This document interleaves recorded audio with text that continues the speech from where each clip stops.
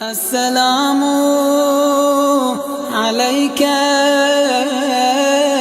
يا أبا عبد الله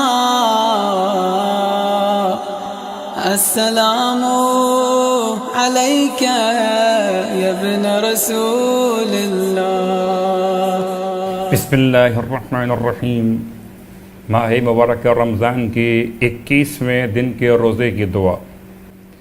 اللہم اجعل لی فیہ الی مرضاتک دلیلا ولا تجعل للشیطان فیہ علی سبیلا واجعل الجنة لی منزلا ومقیلا یا قاضی حوائج الطالبین۔ جو بھی اس دعا کی تلاوت کرے گا پروردگار عالم اس کی قبر کو منور فرمائے گا، اس کے چہرے کو سفید و نورانی قرار دے گا اور وہ پل صراط سے تیز بجلی کی طرح سے گزر جائے گا۔ 21ویں روزے کا ثواب اللہ کے رسول کی بارگاہ مقدس سے یوں بیان کیا گیا کہ پروردگار عالم تمہاری قبروں میں 1000 فرسخ تک وسعت عطا فرمائے گا اور تم سے قبر کی تاریکی اور وحشت کو دور کرے گا، تمہاری قبور کو شہداء کی قبروں کی طرح قرار دے گا اور تمہارے چہروں کو حضرت یوسف ابن یعقوب کے چہرے کی طرح خوبصورت قرار دے گا۔ ماہ مبارک رمضان کی 21ویں شب قدر۔ 3 شبہائے قدر بیان کی گئیں روایات کے اعتبار سے 19ویں، 21ویں اور 23ویں شب رمضان شب قدر۔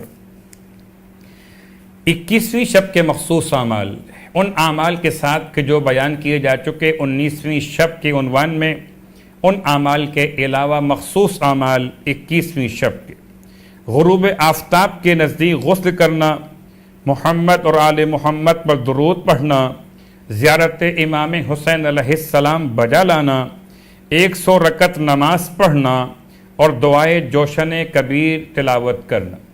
اس کے علاوہ آج رات کے عنوان سے یعنی 21ویں شب کے عنوان میں بہت زیادہ تاکید کی گئی اس دعا کی۔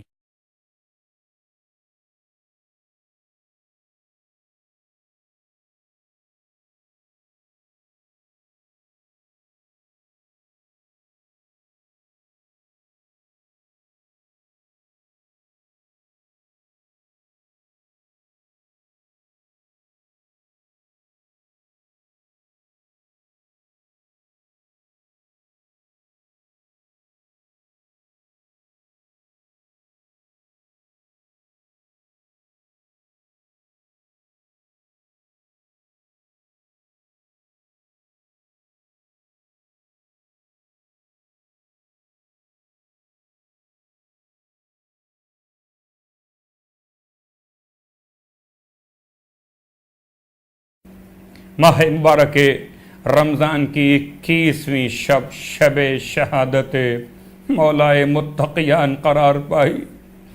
کس طرح سے پرسہ و تعزیت پیش کی جائے، وہ میرا مولا، میرا وہ آقا کہ جو مدینہ منورہ میں اس حال میں غریب بنا دیا گیا کہ ایک دن مولا پلٹ کے گھر میں واپس آئے، شہزادی کونین کو غمگین دیکھا، سوال کیا کس بات پہ رنجیدہ ہیں اے بنت رسول؟ تو فرمایا ابو الحسن میں نے سنا کہ لوگ ایسے بدل گئے کہ اب کوئی آپ کو سلام بھی نہیں کرتا۔ امام نے سر جھکا کے فرمایا بنت رسول بات اس سے آگے بڑھ گئی، جس کو میں سلام کر لیتا ہوں وہ مجھ کو پلٹ کے سلام کا جواب بھی نہیں دیتا، وہی علی جسے فرشتوں نے سلام کیا، بقی میں آئے تو شمس نے سلام کیا، سورج نے اس طرح سے سلام کیا وعلیک السلام یا اولو و یا آخرو و یا ظاہرو و یا باطنو و یا علیم بکل شے۔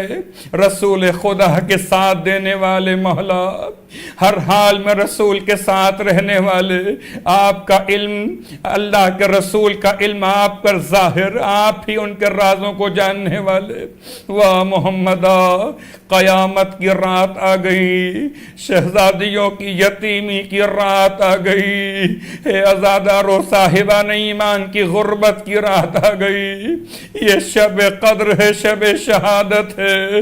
ایک طرف قرآن آ رہا ہے، ایک ایک طرف ناطق قرآن خدا کی بارگاہ میں پلٹ رہا ہے، میرا مولا وصیت کر رہا تھا، کبھی حسن کو سینے سے لگا کر روتے تھے، کبھی حسین کو سینے سے لگا کے روتے تھے۔ واہ محمدہ، 21 رمضان کی رات تمام ہوئی، اس وقت فجر طلوع ہوا، مولا کی آنکھیں بند ہوئی، جنازے کو لے کر چلے، بیویوں نے گریا و ماتم کیا۔